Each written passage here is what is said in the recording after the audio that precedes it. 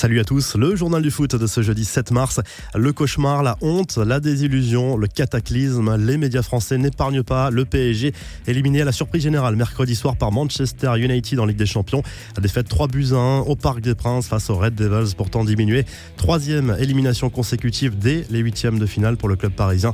Doublé de Lukaku, Juan Bernat a marqué pour le club parisien. C'est Marcus Rashford qui a inscrit le but de la qualification dans le temps additionnel sur un penalty très sévère accordé après visionnage de la vidéo à la suite d'une main involontaire de Kimpembe dans la surface. Nasser El Khelaifi est apparu sonné après le match. Pas question de prendre des décisions pour l'instant, même si l'été risquait d'être chaud dans la capitale française. Marquinhos a eu des mots très forts après la rencontre. C'est inadmissible, on comprend la colère des supporters. Ça fait des années qu'on se fait manger à ce moment de la saison. Il faut qu'on parle comme des hommes dans le vestiaire. Il y avait beaucoup de colère. Comme on dit au Brésil, c'est le moment de manger la merde et de ne pas trop parler, a lâché le défenseur brésilien. Neymar s'en est pris à l'arbitrage sur Instagram. C'est une honte. On met 4 mecs qui ne comprennent rien au foot pour regarder un tir au ralenti devant la télé. Il n'y a rien. Comment le mec peut mettre ses mains ailleurs, a écrit Neymar dans une story Instagram à propos du fameux penalty. Dans l'autre match de la soirée, le FC Porto a décroché son billet pour les quarts de finale aux dépens de la Roma. La victoire 3-1 après prolongation du club portugais qui a également obtenu un penalty dans les dernières minutes. Ce soir, place à l'Europa League, les huitièmes de finale. Rennes reçoit Arsenal.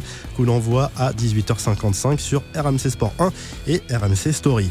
Quelques infos en bref et en images. L'Observatoire du football, CIES, a publié un classement des valeurs théoriques des effectifs des plus grands clubs européens et 5 d'entre eux dépassent la barre du milliard d'euros. Manchester City, Liverpool, le Barça, Tottenham et Manchester United.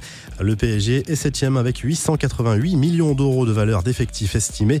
Encore une mauvaise nouvelle pour le Real Madrid. Vinicius Junior souffre d'une blessure à la cheville et pourrait être absent pendant 2 mois selon AS. Le joueur est sorti en larmes contre l'Ajax et il ne pourra pas honorer sa première convocation avec la Seleção pour les matchs amicaux de la fin du mois de mars. Des images qui ne devraient pas plaire du tout aux supporters du PSG. La qualification de Manchester United a rendu fou de joie Paul Pogba et Patrice Evra, présents en tribune au Parc des Princes.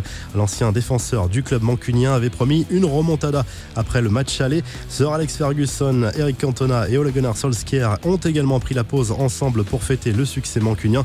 Dimitri Payet a également publié un petit message provocateur sur les réseaux sociaux avec ce petit mot: à jamais les premiers. Ce n'est pas encore officiel, mais plusieurs médias affirment que Gigi Buffon, 41 ans, a trouvé un accord pour poursuivre son aventure avec le PSG jusqu'en 2020 au minimum, avec une année supplémentaire en option.